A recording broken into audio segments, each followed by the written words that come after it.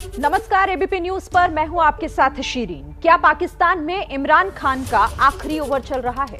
और ये सवाल इसलिए महत्वपूर्ण हो जाता है क्योंकि इस समय पाकिस्तान में प्रधानमंत्री इमरान खान की कुर्सी पर बड़ा खतरा मंडरा रहा है। पाकिस्तान में समूचा विपक्ष इमरान खान के खिलाफ एकजुट है और संसद में अविश्वास प्रस्ताव पेश करने की जिद पर अड़ा हुआ है। खुद इमरान खान की पार्टी में 14 सांसदों ने बगावती तेवर अख्तियार कर लिए हैं। अगर अविश्वास प्रस्ताव पर वोटिंग हुई तो इमरान सरकार का टिकना मुश्किल है।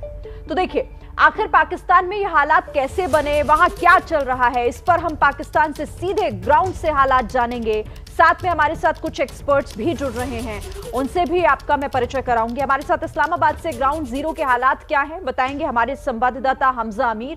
साथ ही हमारे डिफेंस एक्सपर्ट कर्नल दानवीर भी रहेंगे हमारे साथ। इसके अलावा इस्लामाबाद से पाकिस्तानी डिफेंस एनालिस्ट कमर चीमा साहब भी हमारे साथ जुड़ रहे हैं।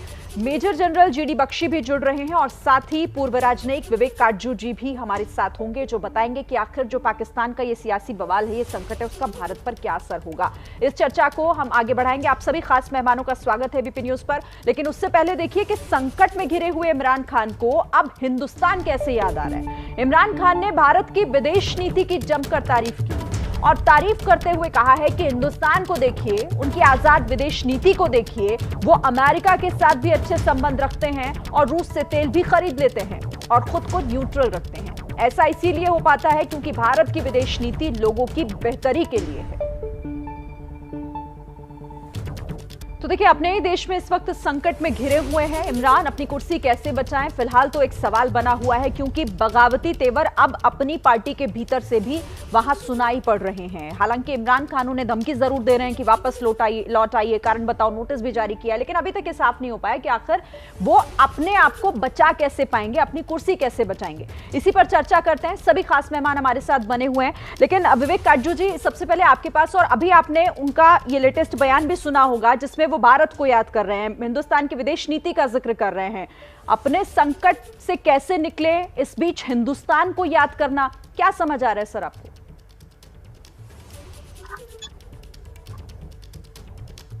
देखिए, असल में हुआ यह है कि इन्होंने, इमरान खान ने यूरोप के जो सुफरा वहां हैं, जो यूरोप के राजदूत हैं, उनके पत्र पे बहुत जम के उनको गाली दी थी।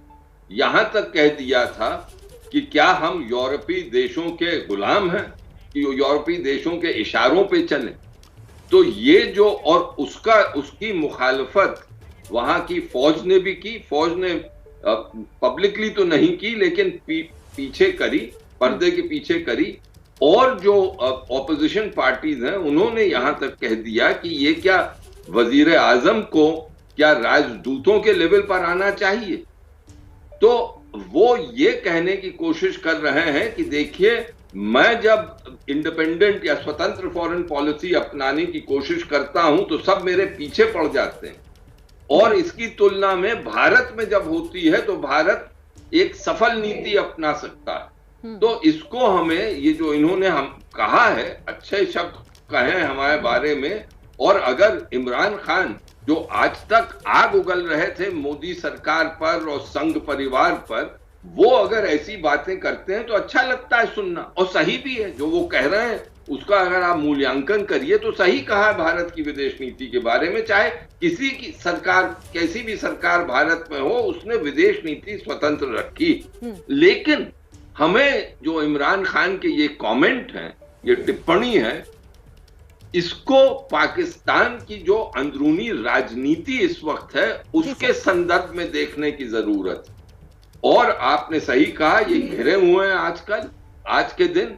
और घिरे वाकई में इसलिए हैं क्योंकि जैसे आपकी कमेंट्री थी वो सही थी कि पाकिस्तान की सेना से इनकी दूरियां बढ़ गई।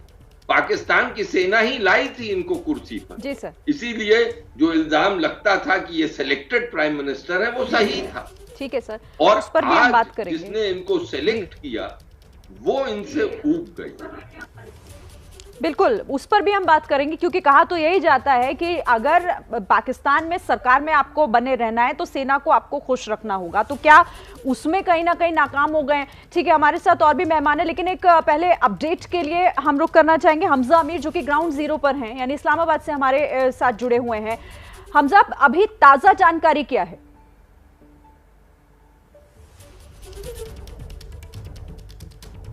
देखिए, अभी जो लेटेस्ट है वो ये कि इमरान खान ने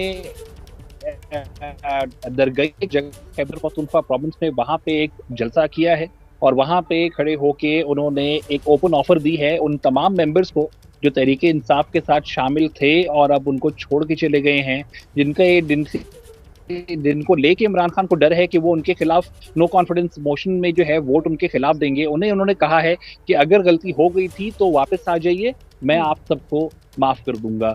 एक बड़ी डेवलपमेंट ये थी। दूसरी डेवलपमेंट ये है कि 25 तारीख का जो है वो सेशन कॉल कर दिया गया है नेशनल असेंबली के स्पीकर की तरफ से। नो कॉन्फिडेंस मोशन को टेबल किया जाएगा 25 मार्च को सुबह के 11 बजे। तो ये दो बड़ी डेवलपमेंट्स हैं जिसमें ये देखा जा रहा है कि पाकिस्तान के प्राइम मिनिस्टर एक तरफ लोगों को जाके ये कह रहे हैं और उनके सामने उन लोगों को पैगाम दे रहे हैं कि अगर आप वापस ना आए तो आपका पॉलिटिकल कैरियर, आपका एथिकली, आपका हर लिहाज से आपकी कहीं पे भी इज्जत नहीं की जाएगी, आपकी पूरी फैमिली की कहीं इज्जत नहीं होगी, कोई आपसे बात नहीं करेगा, ताल्लुक नहीं रखेगा।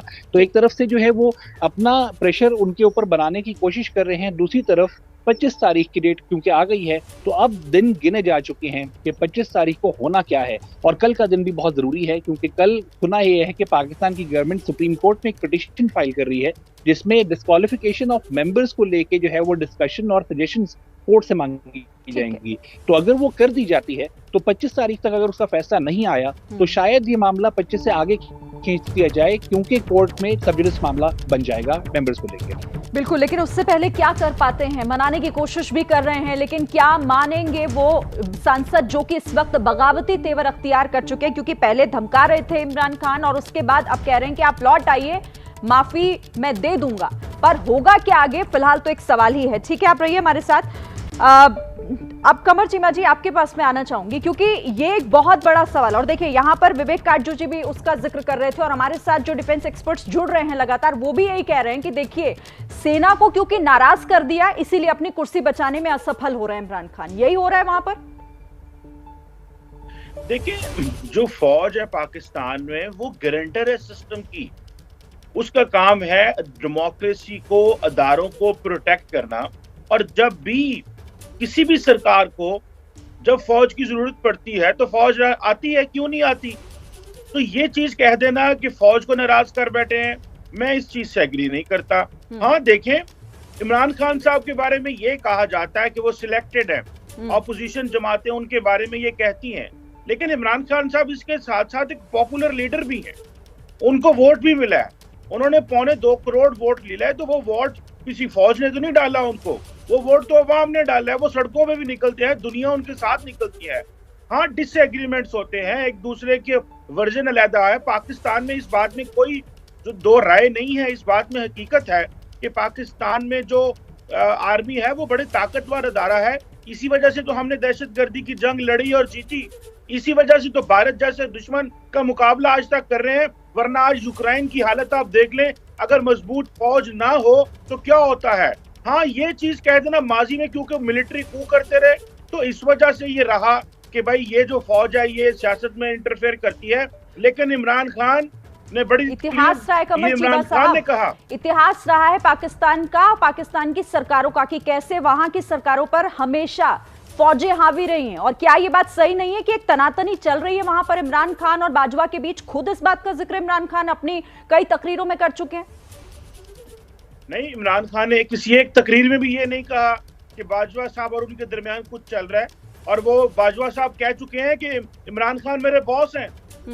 अब सिंपल सी बात है, अब इमरान खान साहब ने रीजनल सिक्योरिटी को देखते हुए जनरल बाजवा को एक्सटेंशन दी थी और इस सारे प्रोसेस को देखते हुए जनरल, सुनिएगा बात, उनको जो है वो एक्सटेंशन दी थी। वो अपना काम कर रहे हैं।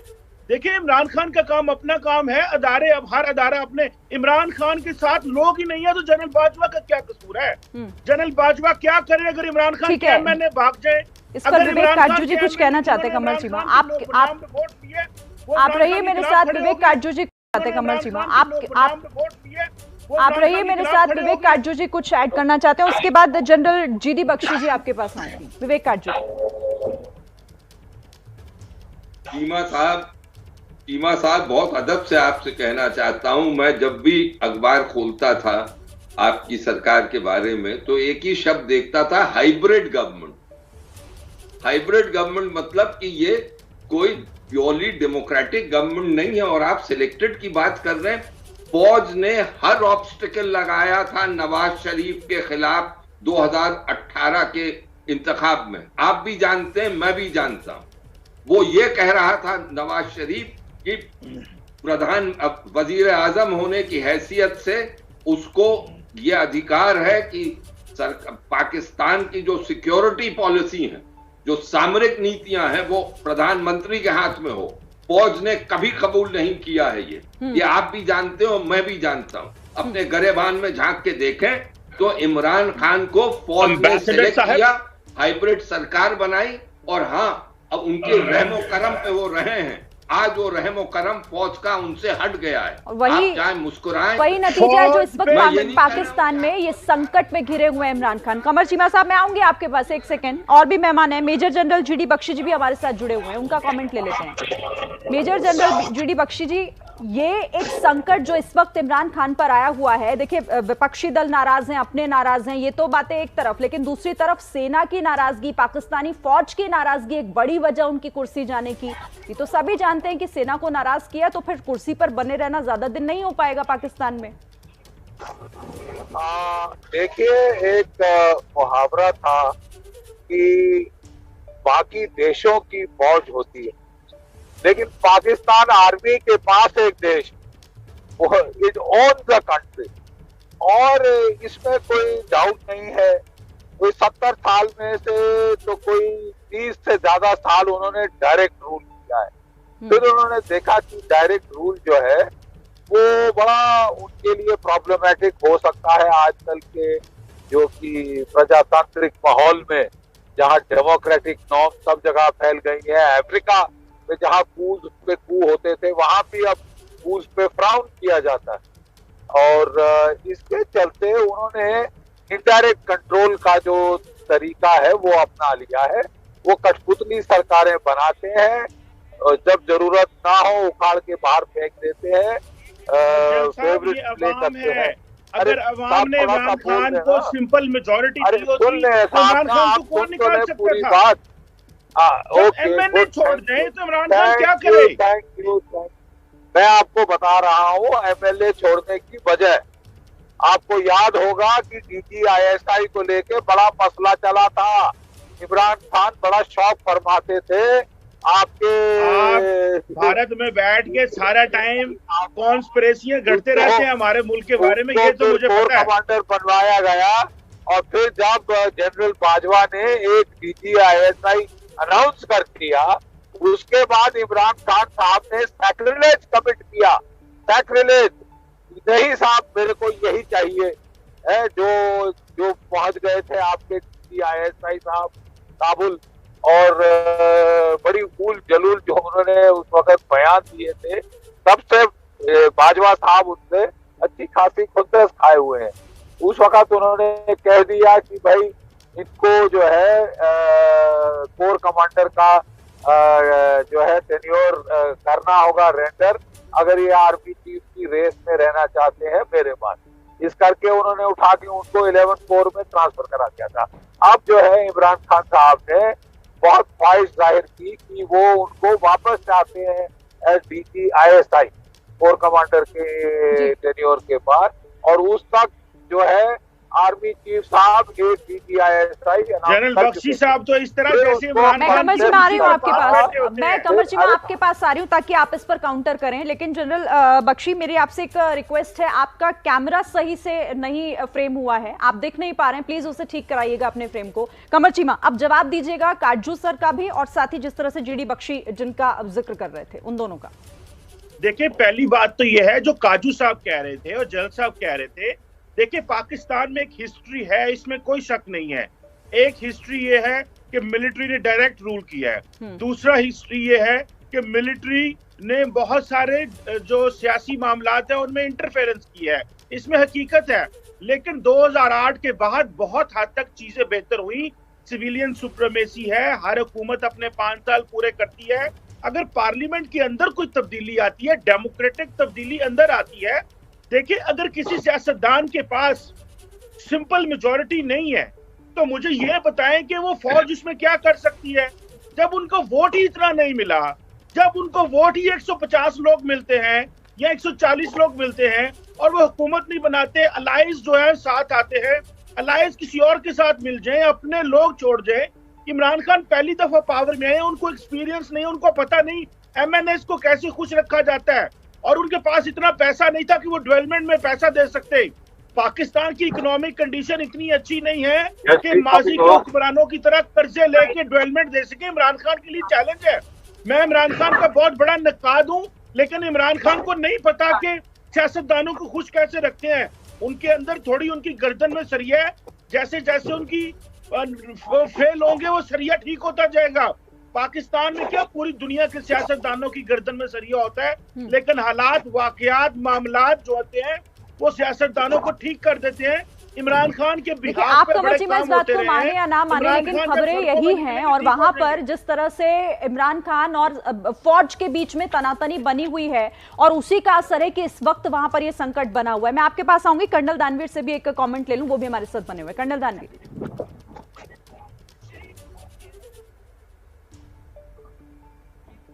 कर्नल दानवीर आप म्यूट पर हैं, प्लीज अनम्यूट कीजिए खुद को।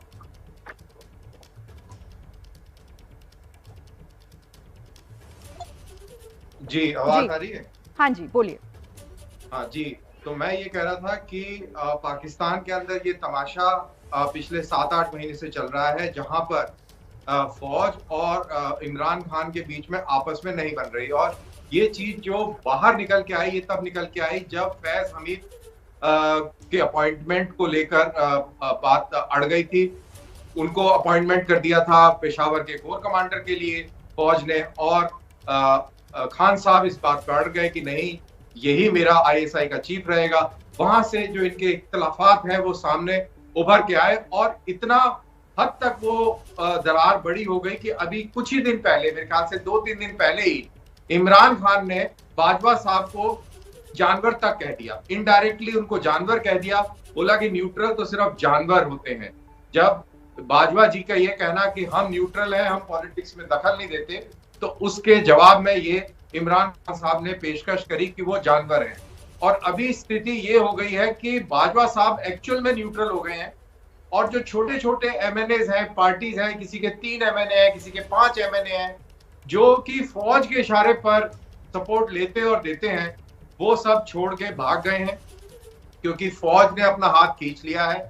अब कौन ये कैसे इनकी सियासत आगे पलटी खाएगी, कैसे ये ऊंट किस करवट बैठेगा, उस पर डिपेंड करेगा कि पाकिस्तान की डेमोक्रेसी और पॉलिटिक्स किधर की ओर रखती है। उधर इमरान खान साहब ने भी बहुत ही स्ट्रॉन्ग पोजीशन ली हुई है। क्या वो इस्तीफा देंगे?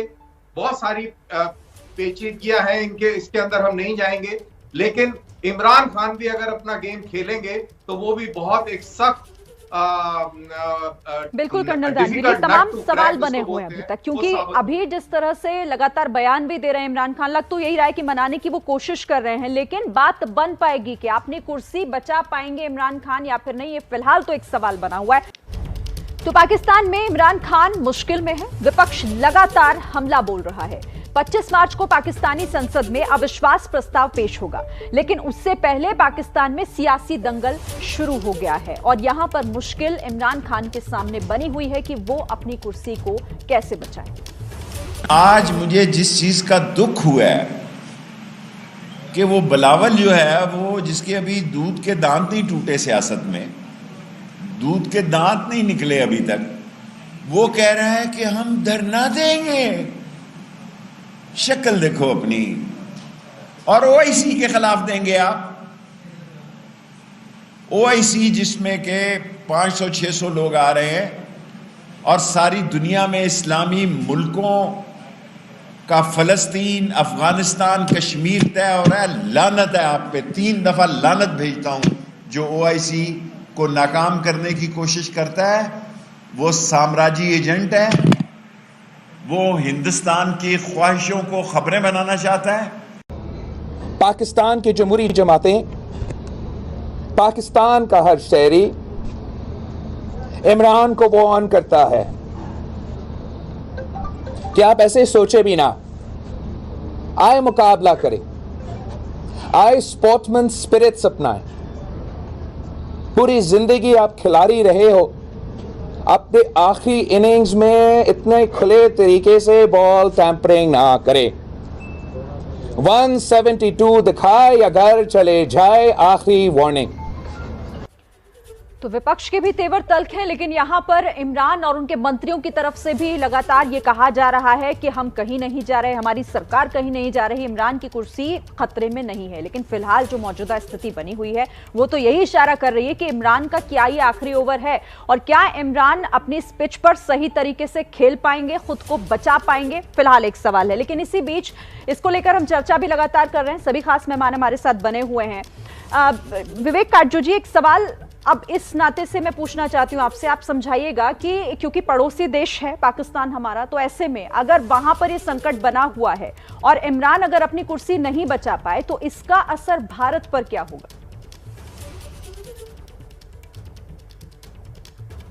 कोई असर नहीं होगा, क्योंकि पाकिस्तान में भारत नीति और सामरिक नीति जो पाकिस्तान की है वो कभी भी फौज ने किसी सिविलियन या इलेक्टेड हुकूमत के हाथ में नहीं छोड़ी। सामरिक नीति, ये सिक्योरिटी पॉलिसीज और भारत पॉलिसी खास तौर से, उसका इख्तियार वो अपने हाथ में रखते हैं। हमेशा हमारे हुक्मरान गलती कर जाते हैं अगर वो सोचते हैं कि हो सकता है कि जो वहां का वजीर आजम है पाकिस्तान का या प्रधानमंत्री है, उसमें अब इतनी कुव्वत आ गई है कि वो भारत पाकिस्तान के रिश्तों में कुछ परिवर्तन कर पाए। नहीं, ये अगर आप तारीख देखें, इतिहास देखें, तो ये साक्षी है इस बात का। आप ही सोचें, 2015 दिसंबर में मोदी जी ने, प्रधानमंत्री जी ने कितना बड़ा कदम उठाया था कि लाहौर गए थे, नवाज शरीफ से मिलने गए थे, एक अपनाहत का उदाहरण दिया था उन्होंने कि जो भी हमारे रिश्ते हैं मैं आ रहा हूं तुम्हारे पास। लेकिन वहां की फौज ने क्या कहा? ट्रैक 2 लेवल की मीटिंग्स पे वहां के जनरल, रिटायर्ड जनरल साहबान ने कहा, मुझसे कहा, मैं आज आपसे कह सकता हूं, नाम नहीं लूंगा किसी का, मुझसे कहा कि भाई मोदी जी की जो विजिट थी उससे पाकिस्तान का क्या मतलब? एक जनरल साहब रिटायर्ड फरमाते हैं कि वो विजिट तो 2 राजाओं के बीच की थी, इससे 2 मुल्कों की क्या मतलब? मैंने उनसे कहा कि मैं बिल्कुल अचंभे में, मैं कहा आपके वजीर आजम से हमारे प्रधानमंत्री मिलने जा रहे हैं, वो सबसे बड़े डिसीजन मेकर्स हैं। तो जनरल साहब मुस्कुराए। तो फिर मैंने कहा कि आप तो मुझे ये कह रहे हैं कि दरअसल तो हुकूमत की जो कुव्वत है वो खाकी वर्दियों वालों में है। और आज चीमा साहब और जो हमारे पाकिस्तानी मेहमान हैं वो अगर ईमानदारी से बात बताएं हमें तो यही बताएंगे। तो इस पे भारत पे इस पे कुछ असर नहीं पड़ता, क्योंकि जो पाकिस्तान की जो असल कैबिनेट है भारत के लिए, वो वहां के एक शब्द, वो वहां के जो आर्मी चीफ हैं और जो कोर कमांडर और प्रिंसिपल स्टाफ ऑफिसर्स हैं वो है। पाकिस्तान की जो सिविलियन कैबिनेट है वो कभी नहीं होती। ठीक है जीडी बख्शी सर, इसका मतलब तो ये हुआ ना, देखिए फिर से एक बार जो कहा जाता है पाकिस्तान के लिए वही साबित होगा कि पाकिस्तान में होता वही है जो सेना चाहती है, जो वहां की फौज चाहती है। नहीं, बिल्कुल मैं सहमत हूं विवेक से पूर्ण रूप से कि वहां के जो कोलिजियम ऑफ कोर कमांडर्स है, जो आर्मी चीफ है, जो CGS है, DGISI है, ये मिलकर जो भारत की पॉलिसी है उसको तय करते हैं। तमाम security policy. GD Bakshi sir, एक बार फिर से रिक्वेस्ट आपसे, आप अपना फ्रेम प्लीज ठीक कीजिएगा। अच्छा, वो जो है वो जो कोलिजियम ऑफ कोर कमांडर्स, जो आर्मी चीफ, जो DGISI और जो चीफ ऑफ जनरल स्टाफ है, ये लोग बैठ के भारत की सुरक्षा नीति को तय करते हैं। अफगानिस्तान के मामले, जम्मू कश्मीर का मामलात, न्यूक्लियर मामलात, ये कोई अख्तियार नहीं है सिविलियन गवर्नमेंट का, न था, न है, न कभी होगा। सीधी बात। और इसके चलते मैं कंवर चीमा को याद दिला दूं कि नवाज शरीफ साहब ने भी एक बार DGISI को पहले तो अपनी चॉइस का बंदा लगाया था, वो इंजीनियर के जो ख्वाजा साहब थे, और उसके बाद उनको आर्मी चीफ बना दिया था, जबकि जनरल परवेज मुशर्रफ ने तख्ता पलट कर दिया था। तो आजकल तो पाकिस्तान की फौज स्मार्ट हो गई है, वो डायरेक्टली सीधे सामने नहीं आना चाहती दुनिया के सामने कि हम इंचार्ज हैं। वो एक मुखौटा, एक कठपुतली सरकार जरूर आगे रखते हैं, और जब वो इनकन्वीनियंट हो जाती है वो उसको उठा के मोहरे को पटक देते हैं। और इस हाल में भी यही हुआ है। इमरान खान साहब ने चैलेंज किया है आर्मी चीफ को, और मैं नहीं समझता वो इस चैलेंज को सरवाइव करेंगे। मुश्किल लग रहा है उनका सर्वाइवल, क्योंकि बिल्कुल इतिहास रिपीट होता दिखा रहा है। वो अड़ गए कि मेरे को यही फैज साहब चाहिए अपने DGISI, और जबकि आर्मी चीफ और उनकी दो आंख नहीं बातें, तो आर्मी चीफ के साथ ऐसा उसको लाइट वेट समझना, मजाक समझना, ये खतरे से खाली नहीं किसी भी सिविलियन सरकार के लिए। कंवर चीमा, यही चैलेंज भारी पड़ गया क्या इमरान खान को? सुने, मैं बताता हूँ, मैं जल साहब को बताना चाहता हूँ कि जितने आपके लायक साइंसदान हैं, जिनके हाथों से क्रूज मिसाइल निकल जाते हैं, आप अपने मिसाइलों पे कपड़ा मार रहे होते हैं, मिसाइल छूट जाते हैं, आपके वजीर आजम का दिल करता है कि पाकिस्तान पे जाके स्ट्राइक करो, तो क्या पाकिस्तान की मजबूत फौज तो आपको बुरी लगेगी? आप फौज को तो टारगेट करेंगे, क्योंकि आपको पता है फौज आपको आपकी नानी याद कराती है। जल साहब, ये देखिए, आपके इतने अजीब साइंसदान, हमारे हाथ से मिसाइल छूट गया, हमें पता ही नहीं चला, हम तो माफी मांगते हैं। डिफेंस मिनिस्टर को पार्लियामेंट में खड़े होकर माफी मांगनी पड़ती है। हम अगर घुसकर मारते हैं तो उसे भी एक्सेप्ट करने की हिम्मत रखते हैं, और अगर हमसे कोई, अगर हमारी तरफ से कोई गलती हुई होती है तो उसे भी एक्सेप्ट करने की हिम्मत रहते हैं। तो आप उस पर तो मत ही जाइए कंवर चीमा, आप कम से कम उस बात पर बात कीजिए जो संकट आपके देश में इस वक्त बना हुआ है। मैं जरा जवाब दे दूं चीमा साहब, और सुन भी लो। आपको डिफेंड करती है? नहीं, आपने अर्ज किया जनाब, आप आई चीमा साहब, I expect greater balance and maturity from you. You are a military analyst, you are a military analyst. अब आप तो यूक्रेन आपका मुकाबला ना करे जल साहब। अच्छा ठीक है, अच्छा अब जरा मैं बोल लूं चीमा साहब, अगर आपकी इजाजत हो तो। Thank you. देखिए चीमा साहब, नहीं चीमा साहब, आपकी फौज कितने पानी में है, कितने पानी में नहीं है, ये हमने अच्छी तरह जायजा दुनिया को दिखा दिया था। अच्छा, एक करके अपनी बात रखिएगा। कंवर चीमा, एक सेकंड, आराम से। जीडी बख्शी जी, अपना फ्रेम प्लीज ठीक कीजिएगा। इमरान खान नियाज़ी के मामा हम माजरत चाहते हैं, general Amir. GD Bakshi sir, आपका फ्रेम ठीक कीजिएगा प्लीज एक बार। आपकी फौज कितने पानी में है, कितने पानी में नहीं है, ये हम नहीं होने देंगे। अरे साहब, सर मैं आप दोनों से रिक्वेस्ट कर रही हूँ, एक एक करके अपनी बात रखिएगा, ऐसे आप दोनों को ही नहीं सुन पा रहे हैं हम। एक मिनट जीडी बख्शी जी, ताकि मैं जवाब दे सकूं। जीडी बख्शी जी, आप पहले अपना फ्रेम प्लीज ठीक कर लीजिए एक बार। अच्छा, उसके बाद जी न्यूक्लियर मटेरियल देखिए, मैं आपको यूरेनियम अच्छा, इंडिया की मार्केट। देखिए इनको थोड़ा चुप कराइए ताकि डिबेट हो सके। जीडी बख्शी जी, कमर चीमा जी, मैं दोनों से रिक्वेस्ट कर रही हूँ, एक एक करके अपना कमेंट रखिए, फिर दोनों आप एक दूसरे को भी सुन पाएंगे। कमर चीमा बोलिए जल्दी। मटेरियल इंडिया की मार्केटों में आपने बोल लिया।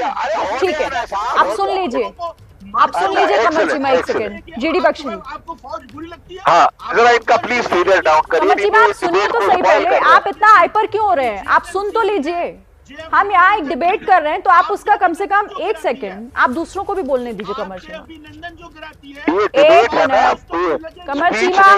कमर चीमा सुनिए एक सेकंड, सामने आपके दूसरे मेहमान हैं, उनको सुन भी लीजिए, फिर जवाब दीजिएगा ना। एक मिनट रुकिएगा। जनरल बख्शी, बख्शी की बातें फौज और वो कितने पानी में है का उसका साहब आपने बोलने दिया होता तो अच्छा। जो पाकिस्तान की अच्छी तरह से 1971 में ले लिया था, जबकि मैं खुद इस फौज और उस ऑपरेशन में शरीक हुआ था। ठीक है साहब, उस वक्त भी एक नियाजी साहब थे, ठीक है, ये Akbar Abdullah Khan Niazi, lieutenant general, eastern army commander, और आज एक दूसरे नियाजी है। तो साहब मैं आपको बताना चाहता हूं कि पाकिस्तान की फौज पे आपको बड़ा नाज है, बड़ी खुशी की बात है। आपकी तरक्की बेहतरी के लिए ये बहुत अच्छा होगा, और हम चाहते हैं कि आपकी तरक्की बेहतरी हो, लेकिन थोड़ा उसमें activity loose. You are a scholar, you are academic, आप जो है उसको बिल्कुल ही ट्विस्ट अराउंड करके अपना जो आपका पर्सनल खाना पानी पाकिस्तान की फौज से जुड़ा हुआ है, उससे मतलब आपको अपना जो बैलेंस है वो नहीं लूज करना चाहिए। पाकिस्तान की फौज पिट चुकी है दो टूक अल्फाज में विदाउट। इसका मतलब यही हुआ ना कमर चीमा, आपको यही चाहिए जो इस वक्त हो रहा है। जिस तरीके से सरकार पर संकट बना हुआ है, और हर बार यही संकट बना होता है, क्योंकि फौज अगर चाहे तो सरकार रह सकती है, नहीं चाहे तो नहीं रह सकती। ठीक है, माफ कीजिएगा, मेरे पास वक्त इतना ही था। आप सभी खास मेहमान हमारे साथ जुड़े, इस चर्चा में शामिल हुए, बहुत बहुत धन्यवाद आप सभी का। और साथ ही देखिए, इस खबर पर तो नजर रहेगी ही, क्योंकि इमरान खान का क्या होगा फिलहाल एक सवाल है। इस पर आगे भी आपको हम जो भी अपडेट होगा पहुंचाएंगे।